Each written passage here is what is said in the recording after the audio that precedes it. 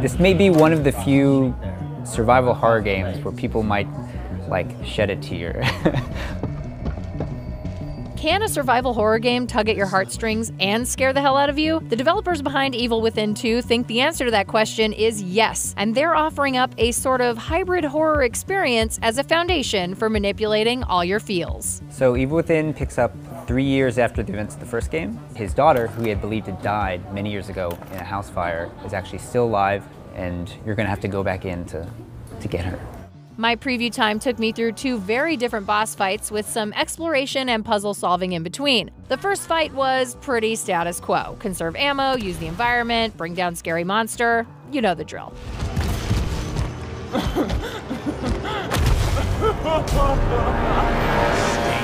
The second fight, against a grotesque creature named Obscura with ballet slippers on her feet and an old camera for a head, required a little more creativity on my part. There's an effort here to balance these sort of classic and modern elements of horror gaming, and it worked really well in the demo.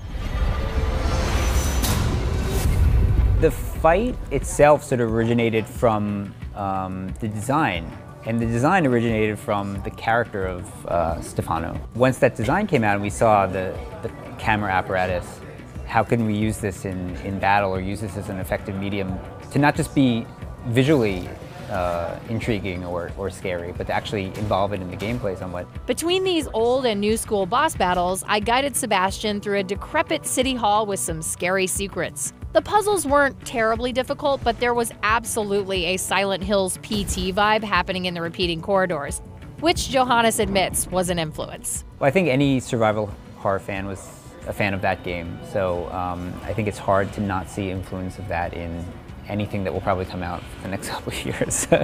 It looks like the game will offer some linear gameplay to ratchet up specific moments and jump scares, but also has sections with more open-world options where player choice factors into your experience. Overall, we're looking forward to shedding some tears regardless of the emotions attached. Evil Within 2 hits PC, PlayStation 4, and Xbox One on October 13th.